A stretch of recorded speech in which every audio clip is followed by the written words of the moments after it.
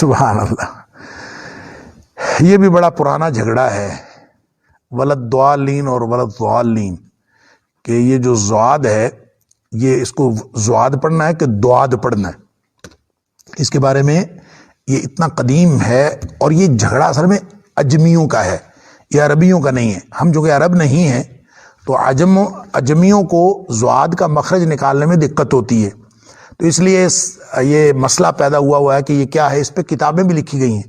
ایک رسالہ بہت قدیم، 2 صدیاں پہلے لکھا گیا، اجالہ دادیہ، کہ یہ جو زاد کا جھگڑا کیا ہے، یہ داد ہے کہ زاد ہے.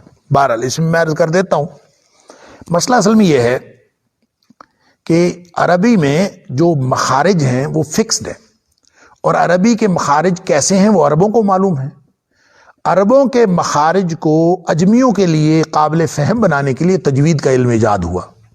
لہذا جو علم تجوید ہے اس سے عرب بطور علم کے تو ناواقف تھے، لیکن ان کے اپنے مخارج تھے، اور جب وہ اپنے مخارج کے ساتھ مختلف حروف کی ادائیگی کرتے تھے تو اگر وہ تھوڑی بہت ادھر ادھر ہو جاتی تھی تو نبی پاک صلی اللہ علیہ وسلم نے کسی کو کبھی منع نہیں کیا کہ یہ غلط کر رہے ہو. ایک حدیث میں آتا ہے نبی پاک صلی اللہ علیہ وسلم باہر نکلے اور کچھ لوگ کس طرح قرآن پڑھ رہے تھے، کچھ لوگ کس طرح پڑھ رہے تھے، اور نبی کریم صلی اللہ علیہ وسلم نے ان کے لہجوں کا بھی فرق دیکھا، ان کے مخارج کا بھی فرق دیکھا. ظاہر ہے ہر شخص کا مخرج ایک جیسا نہیں ہوتا، تو نبی کریم صلی اللہ علیہ وسلم کو دیکھا، آپ نے فرمایا کہ یہ کل حسن، سارا ہی ٹھیک ہے، یعنی جو ایک طرف جا رہا ہے وہ بھی ٹھیک ہے، جو دوسری طرف جا رہا ہے وہ بھی ٹھیک ہے.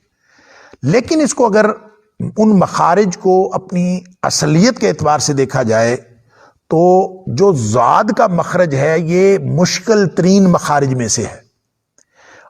اس کو اگر علم تجوید کے اعتبار سے دیکھیں تو یہ اس کی ڈسکرپشن یہ ہے کہ جو زبان کی جو لیفٹ سائڈ کا لمبے رخ حصہ ہے، آپ کی زبان کی لیفٹ سائڈ جو لمبے رخ ہے، یہ اوپر والے دانتوں کی جڑوں کو لگے تو اس وقت جو آواز پیدا ہوتی ہے وہ ہے ضاد کا مخرج.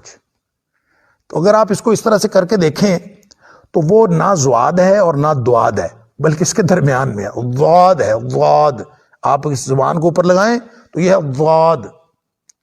تو اس پہ تو جو تجوید کے ماہرین ہیں وہ ہم اجمیوں کو جو قراء حضرات تجوید پڑھتے ہیں تو ضاد کا مخرج نکالنے میں قراء کئی دن محنت کرواتے ہیں.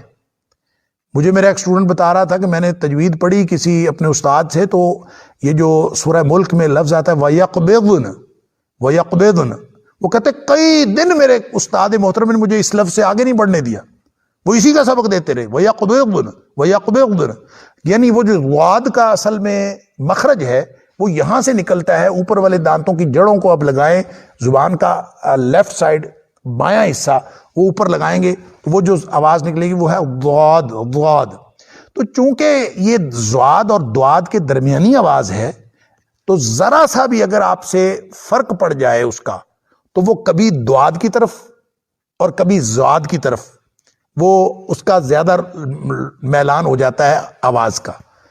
تو یہ کوئی ایسی بات نہیں ہے، میرے خیال میں اس کا درست مخرج نکالنے کی کوشش کرنی چاہیے، لیکن اگر آپ کا زیادہ ساؤنڈ ضاد کی طرف نکل گئی ہے تو بھی کوئی حرج نہیں ہے، اور اگر دواد کی طرف نکل گئی ہے تو بھی کوئی حرج نہیں ہے. اصل میں یہ نہ دواد ہے نہ ضاد ہے، بلکہ یہ ضاد ہے. ضاد اور یہ ضاد کی جو ساؤنڈ ہے اگر ہم ایگزیکٹ نکال سکیں تو اس کی کوشش کرنی چاہیے، لیکن اگر ایگزیکٹ ساؤنڈ نہ نکلے کوئی حرج نہیں ہے. انشاءاللہ اس میں نبی پاک صلی اللہ علیہ وسلم کا وہ فرمان کہ کل حسن، ضاد کہنے والے بھی اچھے ہیں، وہ بھی ٹھیک کہہ رہے ہیں، لیکن دواد کہنے والے بھی ٹھیک کہہ رہے ہیں، تو اپنی مرضی سے اس کو دواد یا ضاد کہہ کے اس پہ مطمئن نہیں ہونا چاہیے کہ میں ضاد کہتا ہوں تم دواد کہتے ہو، تم دواد کہتے رہو میں ضاد کہتا نہیں. اصل مخرج نکالنے کی کوشش کرنی چاہیے. نکلتے ہوئے آواز ضاد کی نکل جائے تو بھی ٹھیک ہے، دواد کی نکل جائے تو بھی ٹھیک ہے، انشاءاللہ کوئی گناہ نہیں ہوگا. واللہ اعلم.